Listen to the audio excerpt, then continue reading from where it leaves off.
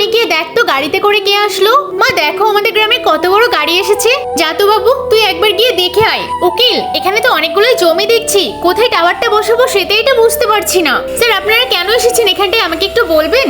আমরা এসেছি কোম্পানি থেকে টাওয়ার বসাতে। যার জমিতে বসানো হবে তাকে মাসে 50,000 করে দেওয়া হবে। কি মাসে 50,000? মাকে গিয়ে একবার বলে আসি। এই দুর্গেশ ওদেরকে এদিকে নিয়ে আয়, তাড়াতাড়ি নিয়ে আয়। স্যার আপনাদের আমাদের সাহেব ডাকছে, আপনি চলুন। শুধু জমি বললেই তো হবে না, ভালো পজিশনও লাগবে। মা ওরা এসেছে টাওয়ার বসাতে, প্রতি মাসে নাকি 50,000 করে দেবে যার জমিতে বসানো হবে। কি আমাদেরও তো অনেক জমি আছে, একবার আমরাও বলে গিয়ে দেখি।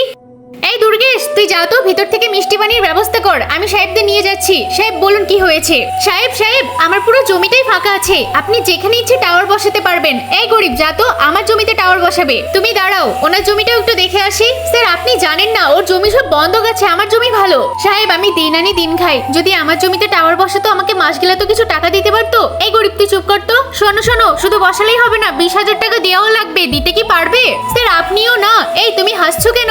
এ তো নিজেই খেতে পায় না, আপনাকে আবার কি টাকা দেবে? আমি আপনাকে এক্ষুনি 20,000 টাকা দিচ্ছি, আপনি আমার জমিতে লাগাবেন। ঠিক আছে তোমার জমি ফিক্সড হচ্ছে।